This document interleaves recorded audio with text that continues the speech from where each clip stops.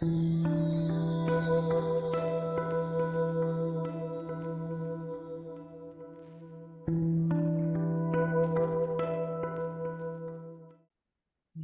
자, 잠시 하시던 일을 멈추시고 내면으로 들어가 봅니다.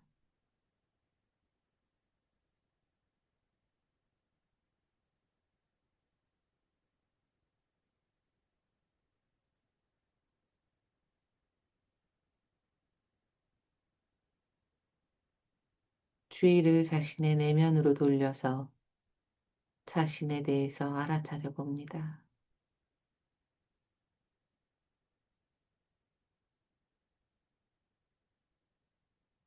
내가 호흡은 어떻게 하고 있나?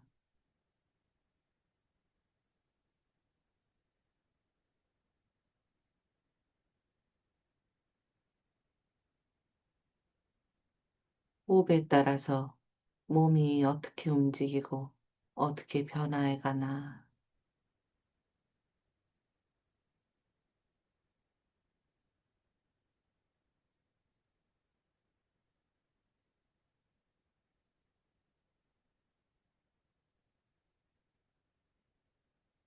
숨을 조금 더 길게 들이쉬고 내쉴 때 그에 따라 몸이 어떻게 반응하는지도 살펴봅니다.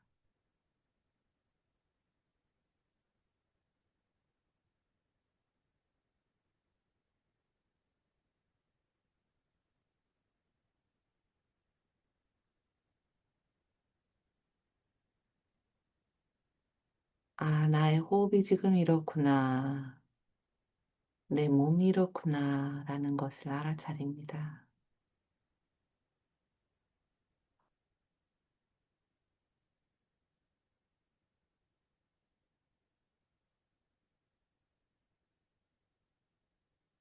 뭔가 주의를 끄는 몸의 부분이 있다면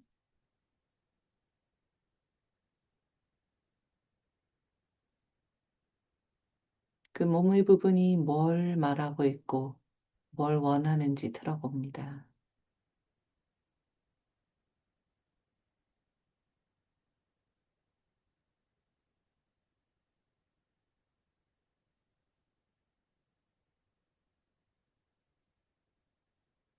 그 원하는 것을 가능하다면 지금 할 수 있는 만큼 해줘 봅니다.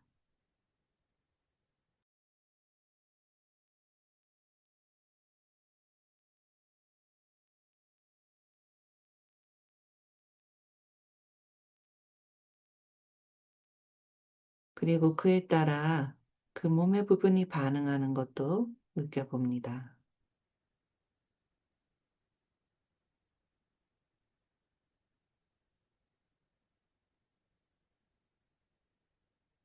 나의 몸이 원하는 것,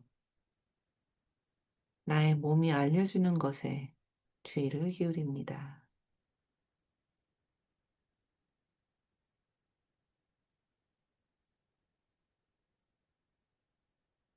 어쩌면 그것은 어떤 배고프거나 또는 피곤하거나 또는 어떤 내 몸에서 원하는 무엇인가에 대한 것인지도 모릅니다. 잠시 듣고 알아차려 봅니다.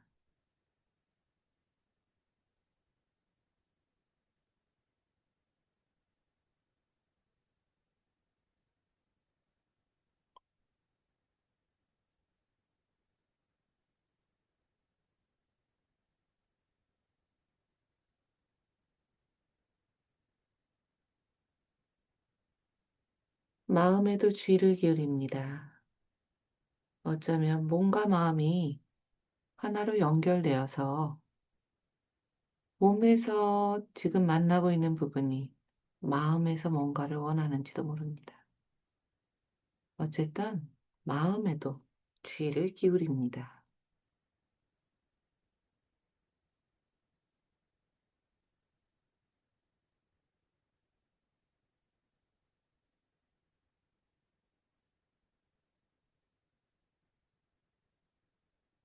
내가 이미 그 존재를 알고 있는 부분이 있거나 아니면 그렇지 않더라도 지금 내 마음에 어떤 부분이 나타나 있진 않은지 큰 것이든 아주 미세한 것이든 주의를 기울입니다.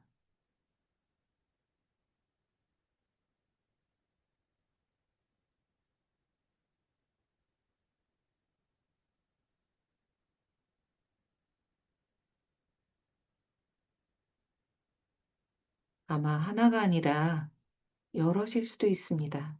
여럿이라면 각각 살펴봅니다.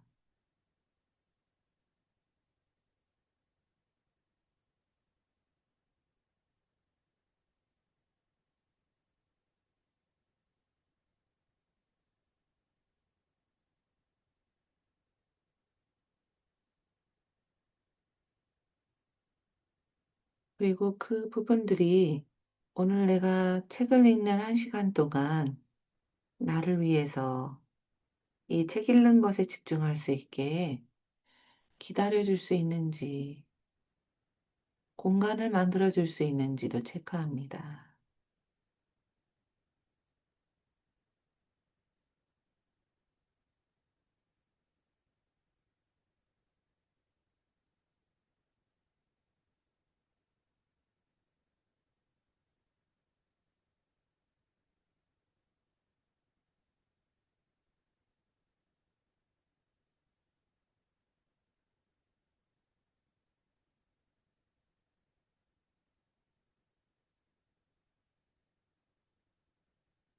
만약 그러기 어렵다.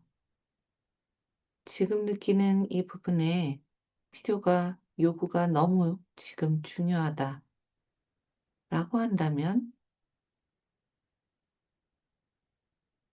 한 시간 동안 기다려 주기 위해서 더 필요한 게 있는지도 물어봅니다. 뭐가 있으면 조금 더 공간을 만들어 줄 수 있는지, 어떤 걸 필요로 하는지 들어봅니다.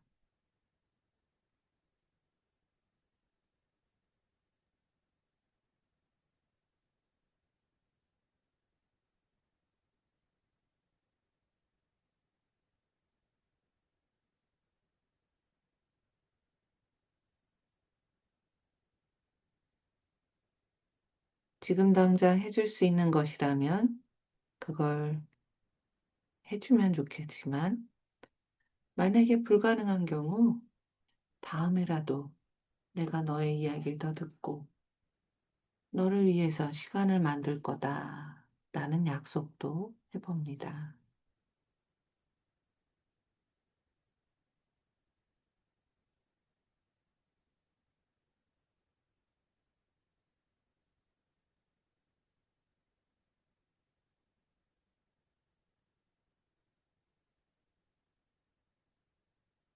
어떤 것이든 내 안에 있는 부분들이 나를 위한 것이다. 억지로 없애거나 사라지게 할 수는 없다. 너희들의 이야기를 존중하면서 들어볼 거다. 라는 것도 전해봅니다.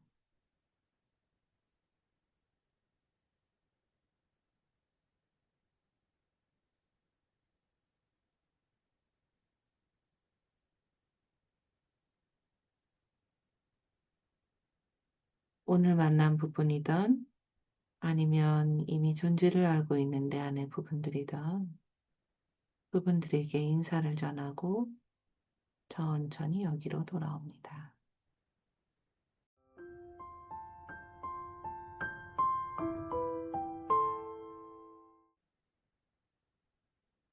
선생님도 어떤 부분을 만나셨는지 궁금하네요. 저는 요새 취심뿐만 아니라 죄책감도 같이 느끼고 있는 부분이었구나라고 이제 새로 깨닫게 된 부분이 있어서 안녕하세요, 하영쌤. 네, 그 부분에게 오늘 조금 기다려 달라고 인사를 했네요. 자, 171페이지 또 읽어볼까요?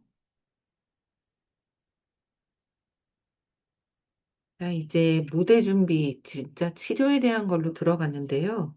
보면서 저희가 치료에 써먹을 수 있는 게 좀 계속 나오기를 바라는 마음입니다. 자, 171페이지, 수치심을 느끼는 내담자인데요. 뒤에 젬마하고 치료사가 나와요. 그래서 오늘도 제가 당분간은 조금 이 책이 어려운 것 같아서 치료사를 좀 맡으려고 합니다. 자, 제가 치료사를 맡을 텐데요. 혹시 젬마를 하영쌤이 좀 맡아주실 수 있나요? 네, 좋습니다. 그러면 171페이지 하단 한 줄하고, 어, 맨 뒤에 젬마 173페이지 한 다섯 줄 정도를 읽어주시고, 저랑 같이 좀 읽으시겠습니다. 수치심을 느끼는 내담자. 내담자는 직간접적으로 수치심을 느낀다고 말합니다. 그것이 어떻게 들리는지, 그리고 제가 어떤 말을 할 수 있는지를 보여드립니다. 33세인 젬마는 많은 대화와의 기회를 회피하고 있습니다. 저는 제가 잘 모르는 커플로부터 생일 파티를 초대받았어요. 아, 그렇군요. 거기 가실 건가요? 지난 주말이었어요. 저는 가지 않았어요. 잠깐 쉰다. 저는 파티에 갈 수 없어요. 저는 마법처럼 사라져 원자가 돼요. 몸이나 사람이 아니라, 회복하는데 며칠은 걸려요. This apart rate는 해리포터 세대가 이해하는 개념으로 마법처럼 사라지다를 뜻한다. 누가 마법처럼 사라지는 건가요? 모르겠어요. 아, 내면에 좀 물어보실래요? 무서워하는 부분이에요. 그렇군요. 무엇을 무서워하나요? 사람들이요. 사람들의 어떤 것이 무서운가요? 사람들이 보잖아요. 그러면 어떻게 되나요? 드러나잖아요. 그런 다음에는요?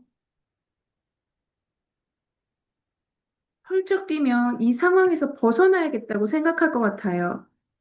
그렇군요. 그 이유가 뭘까요? 사람들이 봤잖아요. 음, 그렇게 눈에 띈다는 것이 무엇이 그렇게 나쁠까요? 당신이 얼마나 무가치하고 나쁜지 역겨운지 알려진다는 것이죠. 그렇군요. 당신 안에 그런 식으로 느끼는 부분이 좀 있는 것 같아요. 어, 모두가 준비가 되면 그 부분을 좀 같이 돕도록 하면 어떨까요? 괜찮을까요? 젬마가 고개를 끄덕인다. 그 무가치하고 나쁘며 역겨운 느낌을 갖는 부분을 당신이 돕는 거에 대해서 반대하는 목소리가 내면에 있는지 좀 살펴보세요. 덴마는 수치심을 느끼는 부분을 언급하고 있습니다. 수치감을 불어넣는 관리자와 이야기하는 것과 달리 추방자의 가능성이 많은 이 같은 부분을 추적하는 것은 조심해야 합니다. 제가 우리가 그 부분을 도울 수 있다고 말하지만 또한 우리가 허가를 받아야 한다고도 말하는 것에 주목합니다. 네, 지금 IFS에서 가장 강력한 하나의 어떤 특징이기도 하는 보호자로부터의 허락에 대한 걸 지금 얘기를 하고 있죠. 그래서 마지막에 그 부분을 만나는 것에 대해서 그 부분을 도와가는 거에 대해서 반대하는 목소리가 있는지 살펴봐라 라고 얘기를 하잖아요. 그래서 이걸 전에 어떤 이번 주에 한 분이 물어보시기도 했는데 보호자한테 허락을 받을 때 명시적으로 보호자한테 허락을 받았냐라고 물어보기도 하지만 암묵적으로 다 괜찮은지 한번 살펴보세요 라던가 반대하는 목소리가 있나요? 라던가 이런 방식을 쓰기도 하거든요. 그러니까 이건 역시 허가를 받는 방식이죠. 이걸 왜 해야 되느냐? 저희 다 알고 있다시피 IFS 치료는 시스템적인 치료이잖아요. 가족 치료에서 시작이 된. 그러니까 내면의 여러 부분들이 유기적으로 하나의 시스템을 이루고 있고 어떤 상처받은 부분이 있을 때 그 상처받은 부분이 있음에도 불구하고 살아갈 수 있게끔 여러 보호하는 부분들이 시스템을 구축하고 도와줬던 거죠, 사실은. 그러니까 그 부분이 시스템을 유지하고 구축하고 있었는데 그 부분이 뭔가 추방자를 그냥 만나게 될 때 결국은 다시 그 보호자가 나타나게 되고 그러니까 추방자를 만나도 이게 뭔가 반발이라는 백래시라는 어떤 것이 나타나기도 하고 다시 돌아가게 되는 그런 모습이 나타나기도 하죠. 그래서 보호자 작업을 먼저 하는 이유가 그거죠.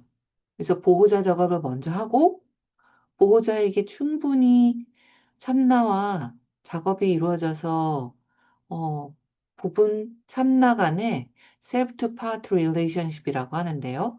참나와 부분 간에 신뢰관계가 형성이 돼서 보호자가 허락을 해줄 때 추방자 작업을 하죠. 근데 우리가 작업하다 보면 이게 추방자가 그냥 튀어나올 때도 있는 거죠. 근데 그럴 때는 괜찮은지 다른 보호자가 있는지를 체크를 하고 그 보호자가 허락을 해주는지를 이런 식으로 좀 체크를 하는 것을 여기서 얘기를 하고 있습니다. 그래서 그냥 만약에 작업을 하게 된다면, 어, 보통 저희가 IFS에서 보호자 작업 먼저 하고 추방자를 한다고는 알고 있지만, 내담자가 추방자 작업을 먼저 원하는 경우도 있거든요. 근데 저는 그럴 때 굳이 반대하지 않고 따라가요. 왜냐면 어차피 하다가 보호자가 나온다는 걸 알고 있거든요. 자, 그래서 추방자 작업을 내담자가 원한다고 할 때, 그때 처음부터 저는 물어보죠. 아, 그렇군요. 그 부분을 저희가 도와나가고 만나는 거에 대해서 혹시 모든 부분들이 괜찮다고 하는지 내면에서 살펴보실래요? 이걸 처음에 물어보는 거죠. 특히 추방자인 경우에. 그래서, 괜찮은 것 같은데요? 그렇게 시작을 해도 하다 보면 추방자가 또 나오는 경우가 많거든요. 아, 보호자가 나오는 경우가 많거든요. 자, 그래서 그렇게 알고 계시면 되겠습니다. 자, 173페이지 죄책감에 대한 걸 읽어볼 텐데요.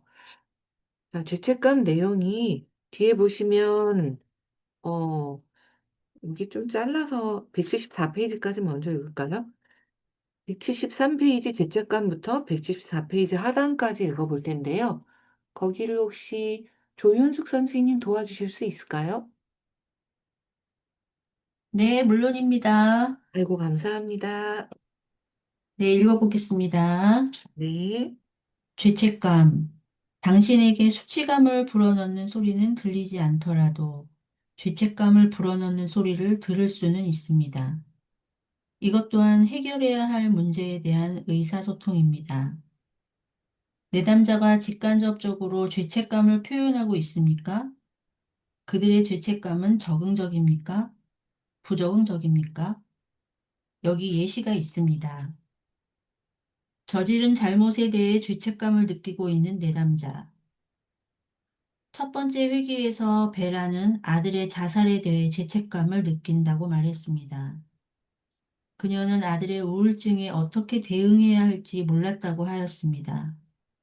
그녀는 만성적으로 우울증을 갖고 있으며 실업자였던 남편과 이혼하면서 아들이 사춘기 초반 처음 우울증에 걸리게 되었을 때부터 아들을 무시하고 원망하며 버리고 떠났던 일들을 이야기했습니다. 비록 그녀의 이야기의 어떤 점은 과장되었을 수도 있지만 저는 그녀의 아들의 죽음으로 인해 그녀가 묘사하고 있는 부분들이 갑자기 분리되었고 그녀가 자신의 행동을 새로운 각도에서 보고 있다는 인상을 받았습니다. 동시에 그녀의 부분들은 그녀의 전 남편으로 착각했던 이들을 새로운 각도에서 보고 있었습니다. 그 결과 그녀는 깊은 회한을 느끼고 있었고 그것은 내게 적응적인 죄책감으로 보였습니다. 그러나 그녀의 내면 비판자들이 퍼부었던 수치감을 불어넣는 비난은 부적응적이었기에 그녀가 이러한 실수를 저질렀던 부분들에 대해 긍휼의 마음을 품기는 어려울 것입니다. 누구에게 잘못을 저지르지 않았는데도 불구하고 죄책감을 느끼는 것처럼 행동하는 내담자. 멜콤은 자신의 여자친구가 술을 끊도록 여러 차례 시도를 하였지만 결국 관계를 끝냈습니다. 그녀는 나중에 간경 변증이 나타나 이식을 기다리다가 사망했습니다. 치료 중에 그는 관계를 끝낸 것을 후회한다고 하였습니다. 하지만 탐문을 하면서 그는 관계를 끝낸 것을 후회하지 않는다는 것이 분명해졌습니다. 그에게는 그녀를 구하지 못한 것에 대해 죄책감을 느끼는 부분들이 있었습니다. 그들은 그에게 그가 더 열심히 노력했더라면 구할 수 있었을 것이라고 말했습니다. 간접적으로 표현된 이 죄책감, 내가 관계를 끝내지 않았더라면 좋았을 텐데은 부적응적이었습니다. 상처받은 내담자. 내담자는 남들이 자신들에게 잘못을 저질렀다고 믿고 상처받은 느낌을 표현합니다. 리버는 파트너인 샘과 헤어졌고, 리버의 가장 친한 친구는 샘과 로맨틱한 관계를 맺게 되었습니다. 리버는 가장 친한 친구에게도 배신감을 느끼고, 샘에게도 배신감을 느꼈습니다. 추방된 무가치한 감정과 절망감을 마주하지 않으려고 리버의 관리자들은 다시는 관계를 맺지 않겠다고 맹세했습니다. 관리자들은 리버에게 사람들을 믿지 말고 또 다른 친밀한 관계를 맺지 말라고 하였습니다. 한편 리버의 소방관들은 복수의 환상을 꿈꾸고 있었습니다. 이 모든 것이 리버가 사랑받을 만하지 못하다고 느끼는 자신의 슬픈 추방자를 돕지 못하도록 방해했습니다. 내담자의 부분들이 수치감을 느끼거나 죄책감을 느끼거나 누군가 자신에게 잘못을 저질렀다는 느낌이 든다는 이야기를 들으면 메모합니다. 그것은 더 광범위한 그들 경험의 주제가 되어 어릴 적 상처를 받던 경험으로 이끌어줄 흔적, 즉 시작점이 될 가능성이 높습니다. 다시 말해서 수치스러움, 죄책감, 편집증, 복수 또는 상처라는 표현들은 모두 상처받아 추방된 부분들을 추적할 수 있는 기회인 것입니다. 네, 굉장히 흥미롭죠, 선생님들. 173페이지의 그 죄책감에 당신에게 수치감을 불어넣는 소리는 들리지 않더라도 죄책감을 불어넣는 소리를 들을 수는 있습니다. 이렇게 나눠놨는데요. 그러니까 어떨 때는 수치감을 불어넣는 소리가 들리기도 하죠. 너는 핑계를 대고 있어. 너는 게을러. 너는 뭐 이런 이야기요. 근데 그런 수치감을 불어넣는 소리는 안 들려도 죄책감을 불어넣는 소리가 들리기도 한다라고 하면서 그거 이제 두 가지로 나누고 있죠. 하나는 적응적인 거, 부적응적인 거. 지금 173페이지 예에서 나오는 베라는 이게 사실은 마땅히 느껴야 될 만한 어떤 죄책감인 거죠. 왜냐하면 자기가 전 남편을 투사를 한 거잖아요, 아들한테. 전 남편이 우울이 있었는데 그 우울이 있던 전 남편의 이미지를 아들한테 투사를 하고 아들한테 사실은 이런 무시하고 원망하고 버리고 떠났던 행위를 한 거잖아요. 그러니까 이런 행위가 잘못되었다라고 자신의 행위에 대해서 잘못됐다라는 행위에 대한 부분을 우리가 보게 될 때 그게 죄책감이라고 말씀을 드렸잖아요. 그러니까 어쩌면 이런 아들이 죽었을 때 사실 참 우리가 이런 상담을 시작하게 되고 뭔가 새로운 관점을 보게 되는 게 바닥을 치는 경험을 할 때일 때가 참 많잖아요. 그러니까 이런 아들이 죽었을 때 이 여러 부분들이 아들한테 원망하고 무시하고 뭐 떠나고 뭐 그러고 있는 여러 부분들이 분리가 갑자기 확 일어난 거죠. 그러니까 저는 이럴 때가 있다고 믿거든요.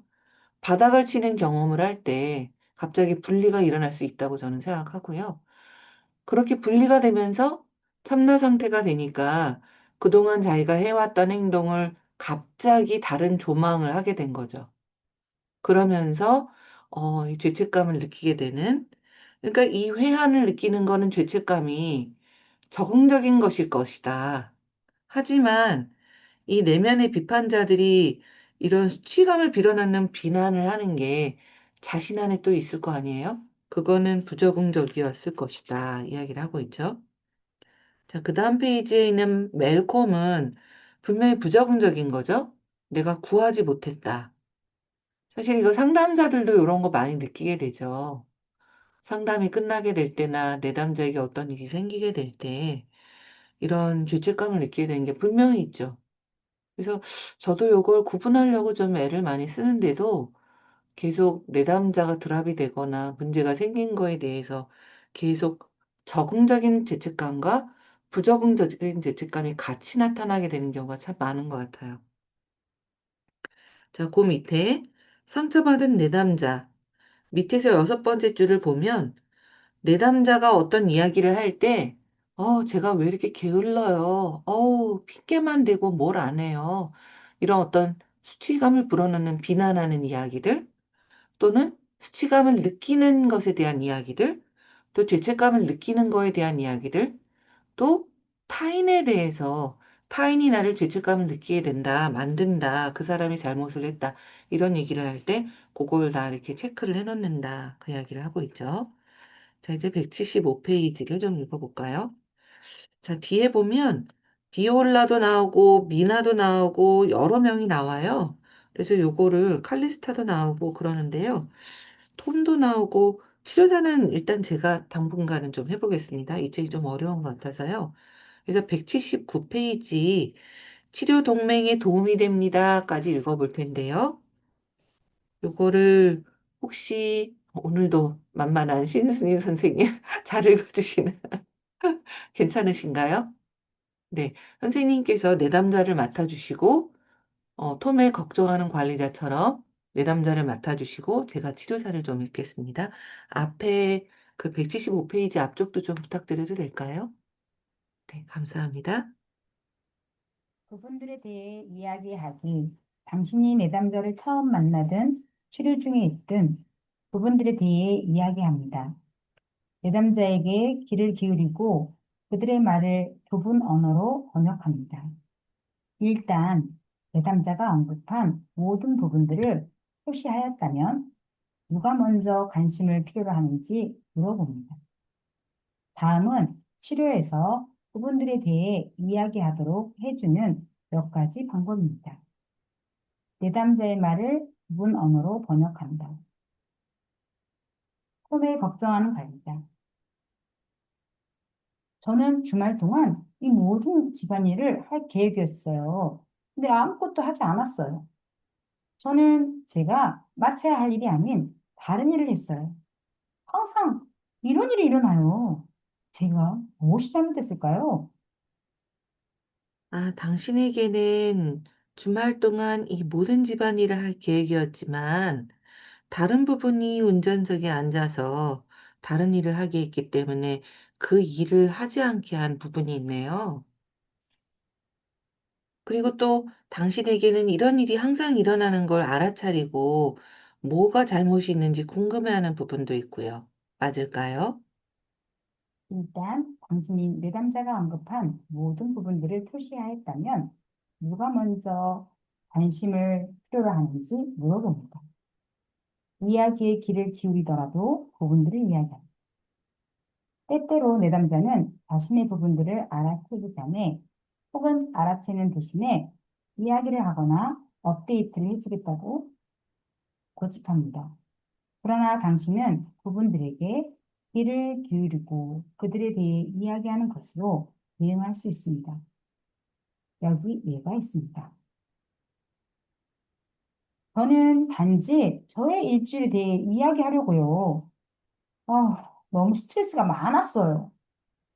제 룸메이트가 토요일 밤에 술을 너무 많이 마셔서 거실 내부에 온통 토해놨지 뭐예요? 아, 제 룸메이트 남자친구가 문을 열어놓았기 때문에 제 고양이가 탈출해가지고요. 저는 정말 으시시한 지하실로 들어가 그 녀석을 찾아야만 했어요. 그리고 학기 말 영어 시험에서 E 마이너스를 받았지 뭐예요? 전 정말 A를 받을 줄 생각했었거든요. 전 정말 열심히 공부했어요. 이 교수는 정말 멍청한 인간이에요. 그리고 저는 크리스마스에 집에 가고 싶지 않은 거 있죠.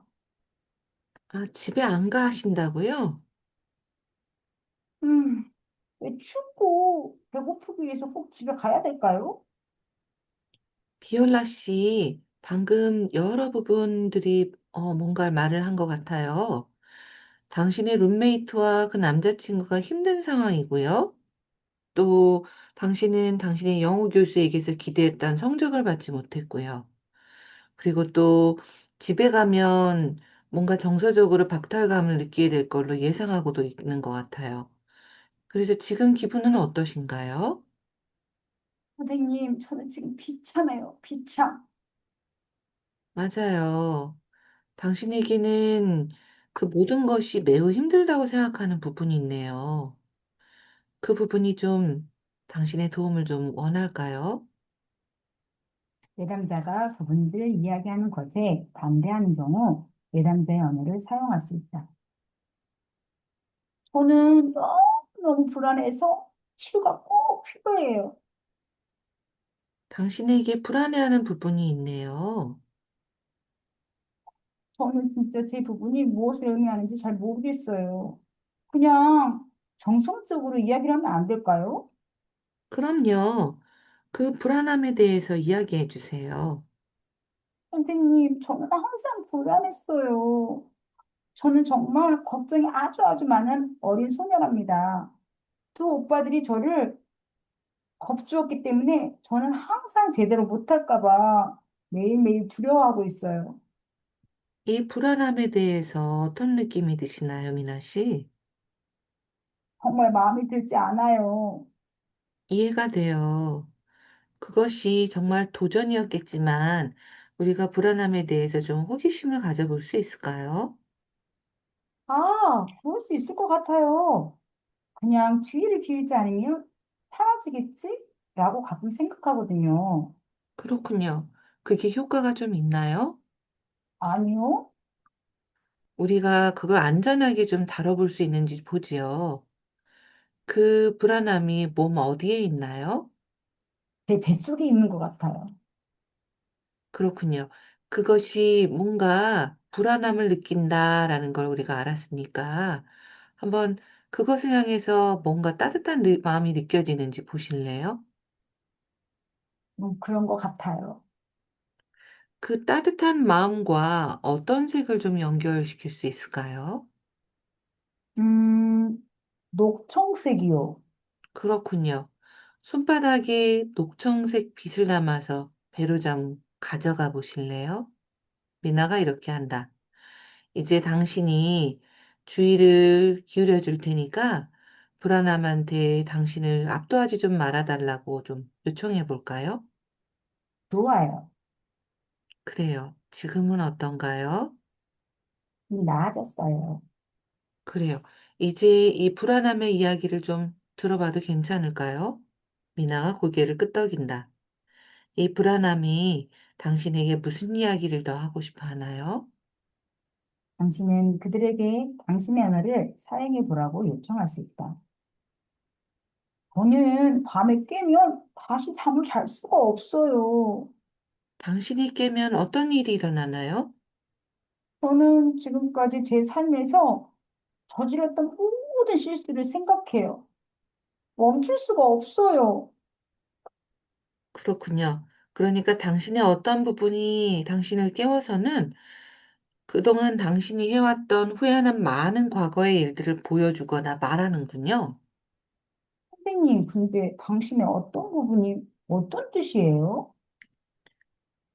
우리의 마음이 한 번에 여러 방향으로 각각 작용한다는 뜻이에요. 이 경우 당신의 한 부분, 뭐 또는 어떤 때는 많은 부분들이죠. 그런 부분들이 잠을 자고 싶어 하지만 또 다른 부분은 당신에게 이런 걸 보여주고 싶어 하는 것 같아요. 우리는 그 이유를 모르지만요. 저는 그런데 제 자신을 그런 식으로 생각하고 싶지 않아요. 그렇군요. 그래도 한번 해보실래요? 어떤 목적이 있나요?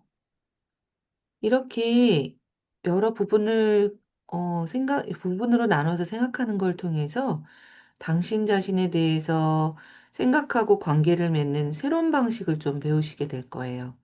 틀림없이 흥미로울 거고요. 어깨를 냈습니다. 모르겠어요. 그렇군요. 뭔가 새로운 것을 시도하는 거에 대해서 걱정하는 소리가 좀 있나요? 선생님, 전 미치지 않았어요. 다만 잠을 잘 수 없을 뿐이라고요. 그렇군요. 그런데 우리 모두에게는 부분들이 있어요. 그게 정상이거든요. 하지만 제가 듣고 싶어 하지 않는 이야기가 들리면 저는 어떻게 해야 될까요? 그렇게 걱정할 수도 있겠죠? 그런데 저는 그게 이미 미나 씨 안에서 일어나고 있다고 좀, 느껴지네요. 어떤 부분이 당신한테 하고 싶은 어떤 이야기라도 당신이 안전하게 들을 수 있도록 도와드리는 것이 아마 핵심적인 것이라고 할 수 있어요. 우리는 같이 할 수 있어요. 그러면 틀림없이 당신이 밤에 다시 잠을 잘 잘 수 있도록 도와줄 수 있을 거고요. 그럼 제가 안전하게 될 수 있는 건가요? 어떻게 하는 건지 좀 알려드릴까요? 아니면 협상 시도해 본다. 당신이 감정을 말하면 저는 부분을 말할게요. 저는 당신이 말하는 부분이 무엇을 의미하는지 잘 모르겠어요. 오히려 우리는 그냥 정상적으로 대하면 안 될까요? 그렇군요. 그렇다면 우리 어떤 작은 실험을 하나 해보면 어떨까요? 그게 뭔데요? 음, 부분들에 대해서 이야기하는 것이 제게는 정상이거든요. 당신의 경험에 대해서 제게 이야기해 주시는 건 어떠세요? 그러면 제가 평소에 사용하는 언어로 당신의 이야기에 대해서 제가 들은 것을 말해 드려 볼게요. 그렇게 하면 제가 사물에 대해서 어떻게 생각하는지 들어보시고 그것이 관심을 끌만한지 어떤지 아실 수 있을 거예요. 네, 좋아요. 그러면 선생님, 어떻게 생각하는지 알고 싶어요. 좋아요. 제 제안이 당신에게 적합한지 어떤지 결정하는데 이 방식이 좀 도움이 될 거예요. 좋아요. 그러면, 돌아다 보고 있는 중이니까 엄마는 내게 치료사가 편하게 느껴져야 한다고 말씀하셨거든요. 그렇죠. 그러니까 치료 과정에서 원하시는 바를 말씀해 주세요. 그러면 제가 들리는 바를 제 말로 당신한테 말씀해 드릴게요. 네, 한번 해볼게요.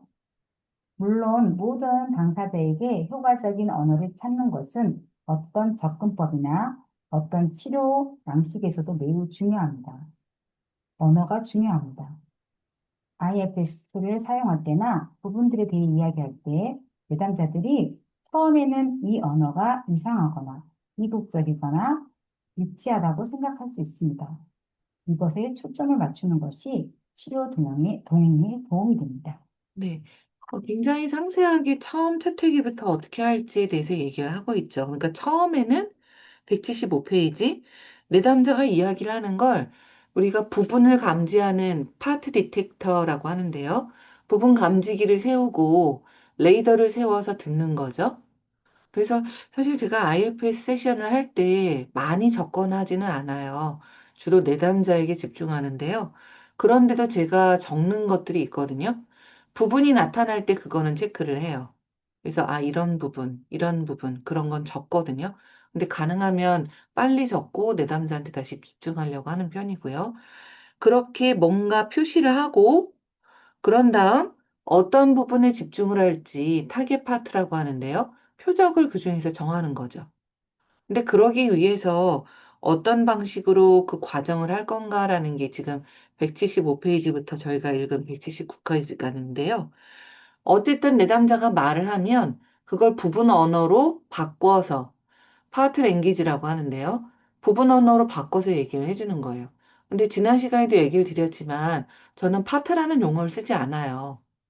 그러니까 이런 파트가 있네요. 저런 파트가 있네요. 그런 용어 안 쓰거든요.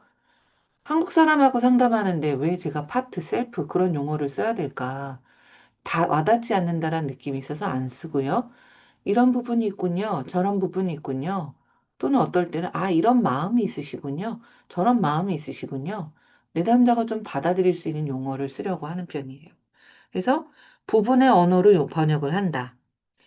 자, 그래서 다 그렇게 부분에 대한 영어로 정리해서 얘기를 하고 나면 누구에게 뭔가 집중을 해볼까? 누구를 알아볼까?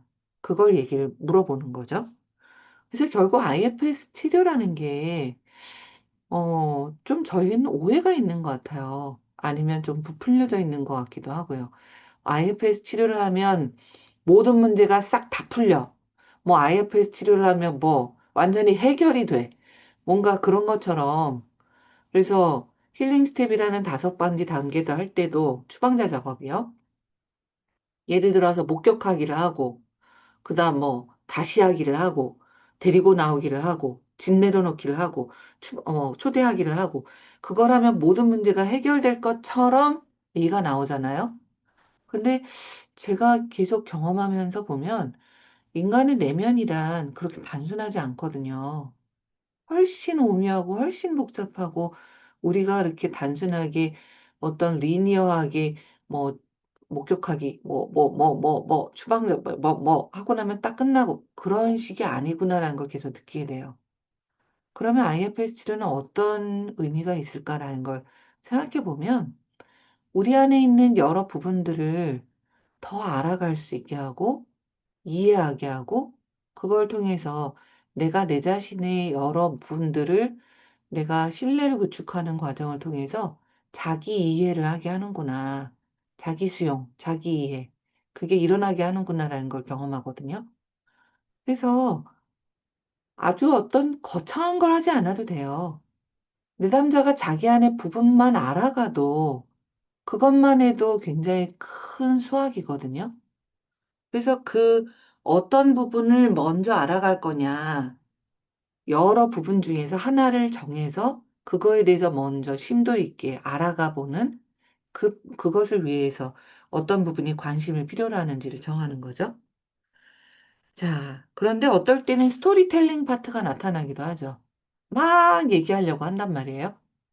그러면 그걸 부분의 용어로 정리하면서 따라가기는 하지만 내담자가 이 얘기하려고 하는 부분, 여기 175페이지에서는 보고하는 관리자라고 얘기가 나와 있죠. 그러니까 상담자에게 막 얘기를 하고 상담자와 관계를 맺으려고 하는 부분이 나타날 때 억지로 그거를 스탑시킬 수는 없다라고 저는 생각하고 있어요. 왜냐하면 그 부분이 필요하니까 나타난 거니까요. 그래서 이야기를 들어주고 어떤 부분인지도 중간중간 체크해주고 그런데도 내면 작업을 할 수 있을지 또 초대도 해보고 그래서 IFS에서는 초대라는 표현을 많이 쓰죠. invitation. 초대는 거절해도 되는 거잖아요.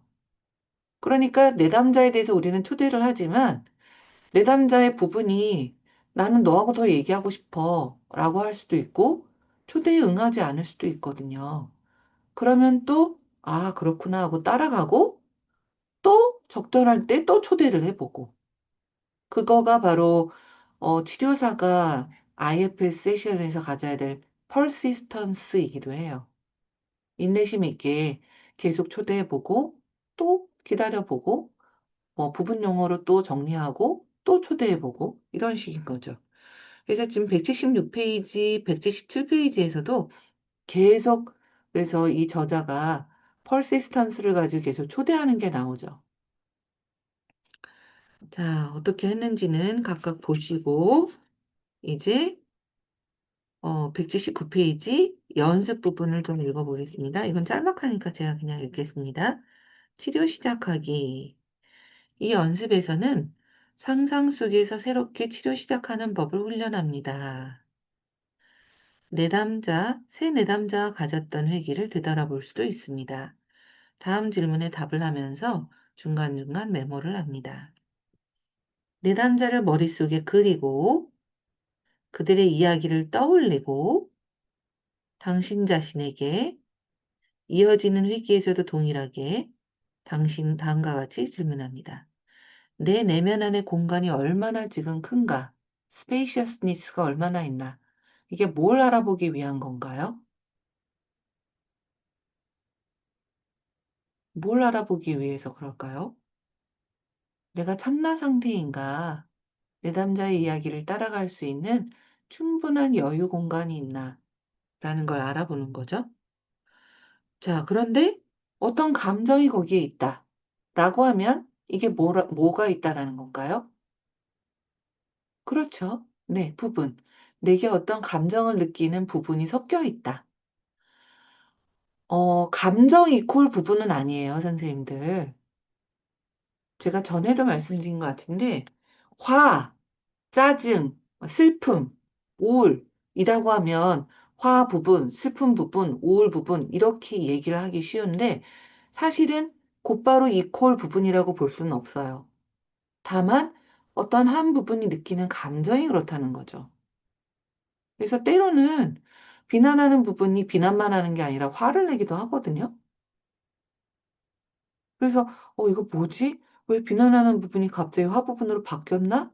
이렇게 하기도 하는데 비난하는 부분이 비난을 하다가 안 되면 화를 내기도 하고 슬퍼하기도 해요. 그러니까 감정으로 부분을 체크를 하지 마셔요. 그냥 감정을 느끼는 부분인 거예요. 그런 부분은 뭐냐? 진짜 우리 안에 있는 여러 작은 사람 같은. 그래서 그 존재가 다양한 감정을 느낄 수 있거든요. 근데 어쨌든 내 안에 이런 감정이 느껴진다는 건 그 감정을 느끼는 부분이 내 안에 섞여 있다는 거죠.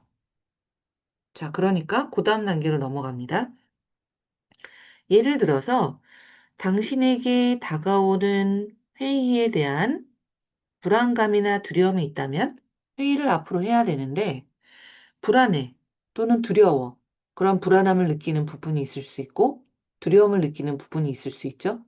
또는 불안하고 두려운 게 같이 있을 수도 있고요. 그건 내담자의 시스템이 하는 거니까요. 또 내 안의 시스템이 하는 거니까요. 감정을 가지고 부분을 나누지 마시라 말씀드렸죠. 네. 그래서 이유를 물어보고 그 부분에게 귀를 기울입니다. 하나일지 둘일지 뭐 여럿일지 모르지만 그 부분들이 당신을 위한 어떤 안내 지침을 가지고 있을 수도 있고 뭘 알려주거나 할 수도 있고 도움을 필요로 할 수도 있습니다. 자, 이것은 첫 회기입니다. 내담자는 내면 안에서 지금 상상하고 있는 거죠. 뭐라고 하고 있습니까? 그들은 자신들의 이야기를 하면서 스스로에게 혹은 다른 사람들에게 수치감을 어떻게 불어넣습니까? 그 다음 페이지. 또한 죄책감에 귀를 기울입니다. 내담자가 죄책감을 표현합니까? 아닙니까?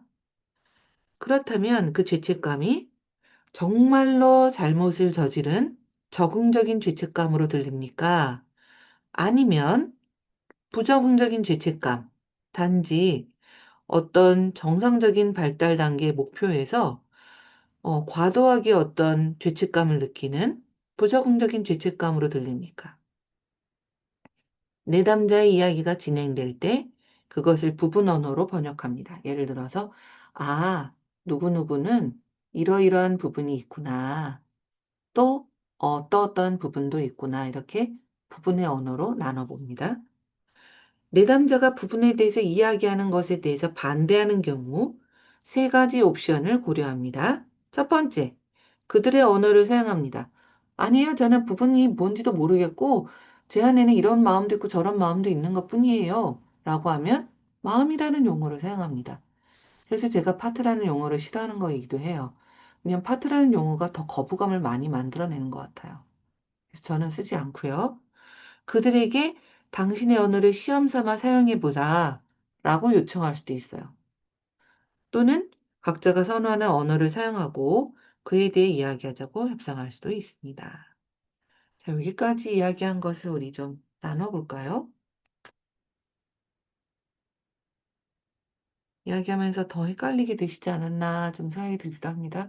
감정으로 부분을 나누지 마세요라고 하니까 눈이 땡그레지시는 분들이 있으셔가지고. 수치심, 죄책감, 그럼 우리는 수치심을 느끼는 부분, 죄책감을 느끼는 부분 이렇게 나누기도 하잖아요. 근데 저도 그랬는데 최근에 제가 느끼게 되는 건 저의 한 부분이 그동안은 수치심만 느끼고 있다라고 생각했는데 똑같이 죄책감을 느끼기도 하더라고요. 그러니까 같은 부분일 수도 있고 다른 부분일 수도 있는 거라고 지금 경험을 하고 있고요. 내담자의 시스템이 그렇다라고 느끼면 그게 정답인 거예요. 우리가 뭘 알겠어요. 그 사람이 뭐 주인인데. 그래서 내담자의 이야기에 따라가시기를 저는 강력하게 좀 권해드려요. 자, 이야기를 좀 나눠볼까요? 자, 들으시면서, 읽으시면서 어떤 부분이 마음에 와닿으시나요?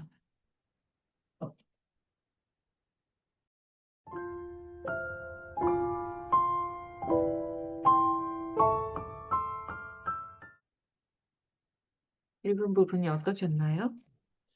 저는 그 내담자 부분들 이야기하는 것에 어떤 반대하는 경우, 이제 그 부분에서 뭐 꼭 반대하는 건 아닌데, 내담자 중에 어떤 부분으로 이렇게 얘기할 때 약간 좀 웃음을 지면서, 그렇게 하는 내담자가 있는데, 그 내담자한테 나중에 물어보니까, 왜 그때 웃음을 짓고 또 이런 게 좀 어색하냐고 하니까, 그 자기 안에 이런 어떤 감정을 드러내지 않도록 컨트롤하는 그런 게 굉장히 강하게 있다 그러더라고요.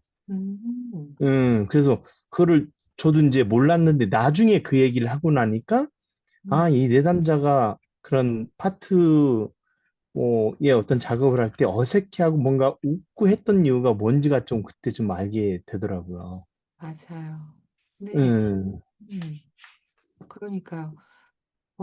저는 저 자신에 대해서 이해가 안 됐던 부분 중에 하나가 저 어렸을 때 엄마가 혼을 내면 비죽비죽 웃고 있었거든요. 그래갖고 더 맞았거든요. 그래서 제가, 왜 나는 그럴 때 웃음이 나오지? 이해가 안 됐는데, 나중에 재 작업을 해보니까 제 안에 수치심을 느끼는 부분이 있는 거예요. 그래서 그 웃는 부분이 그런 수치심을 이렇게 축소시키는, 미니마이즈하게 하는 그런 역할을 하고 있구나라는 걸 느꼈거든요. 근데 그걸 저희 아이도 똑같이 하더라고요. 아, 그래서 이 대물림이 무섭구나 라는 느낌이 있었는데, 제가 혼을 내면 웃고 있는 거예요. 그러니까 저는 더 열받고, 그래서 나중에 아이한테 물어보니까, 아이, 쑥스럽잖아. 그렇게 얘기를 하더라고요. 그러니까 그런 감정이 접촉되는 걸 오히려 느끼지 않기 위해서 뭔가, 웃음으로 얼버무리거나 그런 부분이 있는 사람들이 분명히 있는 거죠. 근데 그게 얼마나 많은 오해를 불러일으키겠어요. 그러니까 저희 아이도 학교에서 그렇게 다른 친구가 막 열받아갖고 막 뭐라고 할 때 웃으니까 더 걔가 나 무시해? 그러고서 이제 막 선빵 이런 식으로 되고. 근데 그 부분에 대해서 본인이 인지하거나 알아차리기 전까지는 참 쉽지 않죠. 자동적으로 부분이 나타나니까요. 그러니까 아마 선생님의 그 부분, 그 내담자도 그런 게 아니었을까요? 어떨까요? 이 내담자 같은 경우도 이 내담자는 굉장히 여러 감정을 느껴서 막 표현이 많은 내담자예요. 근데 어릴 때 부모가 워낙 이제 굉장히 안정적인 걸 원하고 감정을 표현하면 안 되고 항상 뭔가 조금 그 유지하기를 원하는 어떤 엄마기 때문에 어릴 적부터 이 내담자가 수용이 그렇게 안 됐더라고요. 그래서 뭔가 자기 스스로도 이제 보호자 파트가 이런 감정들이 나오면 수치스러운 거야. 네. 나오면 안 돼 네. 하면서 이런 것들이 굉장히 혼재돼 있어서 이걸 지금 작업을 하고 있는데 나왔다가도 또 막 또 이 보호자 파트가 굉장히 강하게 나와서 이런 갈등이 계속 많이 생기고 있더라고요. 그러니까요. 그런 걸 알아가는 것만도 얼마나 큰 도움이 되겠어요. 선생님이 하신 작업이. 자신에 대해서 누가 그렇게, 아, 내가 이럴 때 이런 게 나타나는구나. 근데 그게 계속 유지되는 것도 아니라, 딱 나타났다가 샥 사라지잖아요. 예, 그렇죠. 그러니까 얼마나 그걸 본인도 모르는 사이에 그렇게 나타났다 사라졌다, 나타났다 사라졌다를 반복하면서 살겠어요. 음, 그러니까 그걸 알아차리게 해주는 게 정말 큰 도움인 거죠. 음. 이 내담자는 이 자기 그런 파트하고 보호자 파트가 나올 때 그, 그 파트가 바뀌는 게 느껴져요. 뭔가 삐걱하는 어떤 넘어가는 그럼요. 게, 그럼요. 예, 그렇더라고요. 간극이 너무 빠른 거죠. 그래서 우리 DID라고 하는 내담자들 있잖아요. 네, 자기감 정체성 장애인가? 갑자기 이 한국말이 생각이 안 나네요. 그 해리성 장애인가요? 갑자기. 그래서 부분과 부분이 나타났다가 사라졌다가 하는데 A 부분이 나타났다가 사라지고 B 부분이 나타날 때 다른 A 부분이 나타났던 거에 대해서 B 부분은 모르는 경우가 있거든요. 그런 게 해리성 정체감 장애인 거죠. 근데 우리는 보통은 A가 나타났다가 B가 사라지고 B가 나타나면 알잖아요. 뭐가 나타났다가 사라지는지. 근데 완전히 모르는 사람들도 있으니까요. 그래서 그런 경우도 있긴 하지만 그 간극이 그리고 굉장히 빠른 거죠. 정말 다른 인격이 나타나는 것처럼. 근데 그게 아니더라도 우리 안에 얼마나 그런 다른 인격이 혼재하는 것 같은 모습이 많아요. 아이한테도 막 화냈다가 미안했다고 했다가 얼마나 많아요.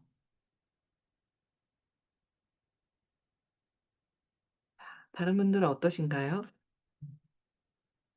음, 지금 말씀하시니까 네, 네, 음, 생각이 나는데 그럴 경우에 이 네, 내담자일 경우에는 그렇게 그 상담사가 알아차림을 통해서 그 내담자의 그 어떤 부분이 전개가 빨리 일어나는 것에 대해서 이렇게 인지를 하는데 가족인 경우에 금방 말씀하신 것처럼 내가 엄마한테 그렇게 혼이 났을 때 피식 웃는다. 이런 부분에 대해서 이제 부모로서 알아차렸을 때 그때 어떤 접근? 그거는 이제 그 자녀는 모르는 거잖아요.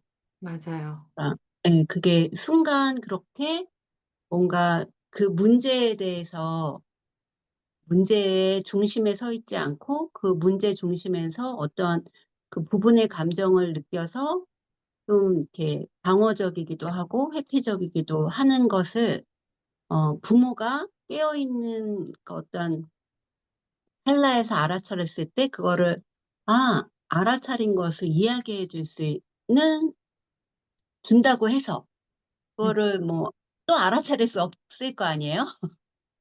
그런 접근은 어떻게 할 수 있을지.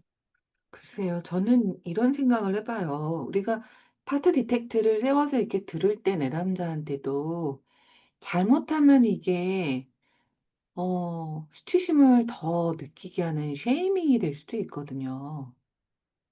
지금 최영수 선생님 그 내담자도 아마 그래서 웃었는지도 몰라요. 그러니까 나는 그런 의도가 없지만 그렇게 이런 부분도 있고 저런 부분도 있군요라고 얘기하는 게 지적처럼 또 들리는 경우도 있을 수도 있거든요. 그렇죠. 그래서 저는 그런 얘기를 할 때, 이런 부분도 있고 저런 부분도 있는 것 같은데 어떤가요? 라고 추정을 하고 확인을 하거든요. 왜냐면 내가 그 사람의 부분을 나는 부분 감지기로 추정을 한 것이지 그 사람 내면에 있는 게 아니잖아요. 그래서 예를 들어서, 지금 얘기를 들으면서 손서인이 만에 뭔가, 논문을 너는 안 쓰고 있어. 핑계대고 있어. 비난하는 부분도 있고, 진짜 논문 쓰기 싫어. 정말 안 하고 싶다. 유튜브 보고 싶다. 이런 부분도 좀 있으신 것 같아요. 이렇게 얘기를 할 수 있지만, 아니에요. 그게 아니고 저는 논문 안 쓰고 그냥 그런 거 핑계 대고 있는 그게 미루고 있는 거랑 같은 거예요. 그렇게 얘기를 할 수도 있잖아요. 그러니까 그걸 내담자한테 얘기를 할 때 내가 뭔가를 다 알고 있는 양 단정적으로 얘기하지 않는 참나로부터 얘기하는 게 중요할 것 같아요. 근데 그게 가족한테는 더 쉽지 않겠죠. 가족한테도 우리가 참나 상태에서 얘기를 해줄 수는 있지만 내가 무슨 다 그 사람에 대해서 아느냐. 너 그렇게 하는 거 지금 어떤 부분이다, 너. 이렇게 얘기를 하면. 그런데 상담사들이 꼭 자기 아이들이나 남편한테는 상담사로서 뭔가 그렇게 하게 되잖아요. 그래서 그렇죠. 제 남편이 결혼하고 나서 처음에 초창기에 2020년 결혼하고 나서 첫 해에 제가 뭐라고 말만 하면 너 그거 무슨 부분이야 하고 얘기를 하는데 너무 화가 나는 거예요. 내가 지금 상담받아? 아니면 너랑 사니? 막 그 생각이 들면서 너무 화가 나는 거예요. 하고 나중에 싸울 때 그런 얘기 좀 하지 말라고! 그렇게 얘기를 했거든요. 나도 다 알고 있어. 그런 얘기 하지 말라고! 그러니까 근데 이제 아마, 그 부분이 그 이제 자녀든 뭐 배우자든 아니면 내담자든 이제 가족일 경우에 그 이제 그 상대방의 그, 이전에 어떤 상대방의, 어, 뭔가를 아니까 거기에, 좀 더 맞추려고, 좀 더 배려하려고 하는 어떤 한 형태의, 부분이 나타나는 거잖아요.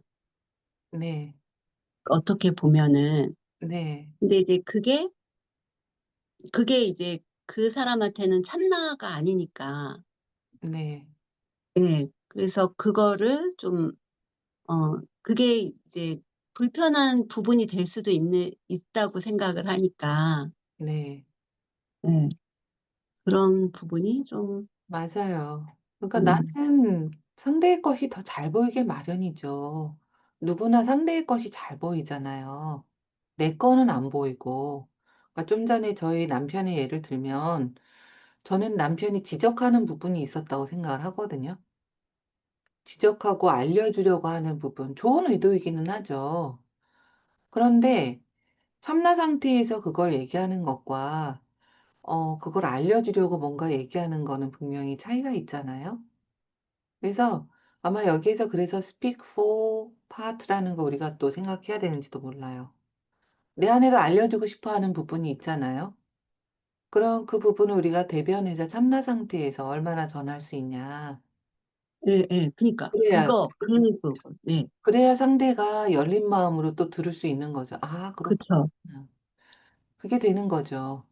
그래서 그게 만약에 나는 열린 마음으로 speak for part를 하는데도 부분을 내가 알려주고 싶은 부분을 대변해서 하는데도 상대가 계속 뭔가 트리거가 돼서 수치심을 느끼거나 뭐 화를 내거나 그런다면 그건 사실은 지금 그 아들이나 뭐 배우자나 자녀한테 지금 적합하지 않은 상황일 수도 있는 거죠. 그래서 조금 기다려보고 또 퍼시스턴트가 우리 안에 있으니까 나중에 또 살짝 또 얘기해보고 그렇게 할 수도 있겠죠. 근데 저희 네, 경우는 글쎄요, 어, 어쨌든 상황마다 다 다르기는 할 것 같아요. 선생님들은 어떠신 것 같으세요? 이런 경우 분명히 있긴 할 텐데 내 거는 잘 안 보여요. 원래 내 거 보기가 제일 어렵고요. 상대 거 보는 거는 잘 돼요. 그래서 계속 알려주고 싶거든요.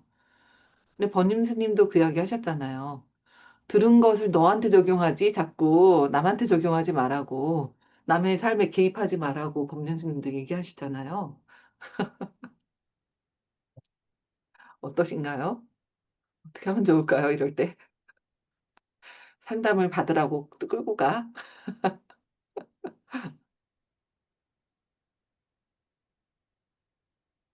좋은 아이디어가 있으시면 얘기해 주세요, 선생님들. 더 다른 어떤 아이디어가 있을까요? 저는 아까 그 말씀하신 그 웃는 부분은 이제 다른 내담자 같은 경우는 뭐 가족은 뭐 좀 힘들 것 같은데 그 웃는 부분들이 상황에 맞지 않게 회기마다 나오길래 한번 이렇게 물어봤었거든요. 아, 이런 상황에서 이렇게 좀 그 누구누구께서 이렇게 웃는 어떤 부분이 있는 것 같은데 혹시 여기에서 궁금한데 혹시 이거 물어보니까 음, 처음에는 제가 웃고 있나요? 이제 몰랐다가 음, 언제부터 이렇게 좀 이런 상황에서 이런 웃는 역할을 한 거냐고 이렇게 물어보다 보니까 그게 한 두 회기 동안 다뤘던 것 같아요. 와, 응. 그러다 보니까 그 다음부터는 이제 그 웃는 파트가 충분히 다뤄지니까 웃는 게 없어졌어요. 너무, 너무 멋지네요, 선생님. 네, 예, 그래서 그 부분을 충분히 달아주고 궁금해주고 이렇게 해주니까, 음, 저는 거기에서 굉장히 그 내담자의 그 파트가 드러나고 그러면서 굉장히, 어, 치유되고, 그 네. 역할에 대해서 충분히 알게 되는 그런, 경험이 됐던 것 같아요.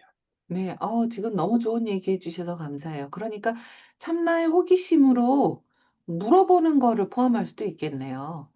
아, 네. 지금, 누구누구야, 엄마랑 얘기하다가 네가 지금 살짝 어떤 뭔가가 나타난 것 같은데, 혹시 왜 그런 걸까?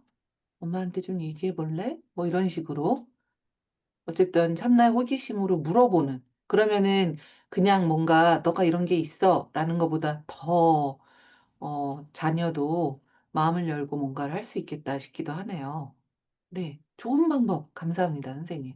어, 네. 더 좋은 어떤 아이디어도 있으신가요? 나는 이렇게 해봤다.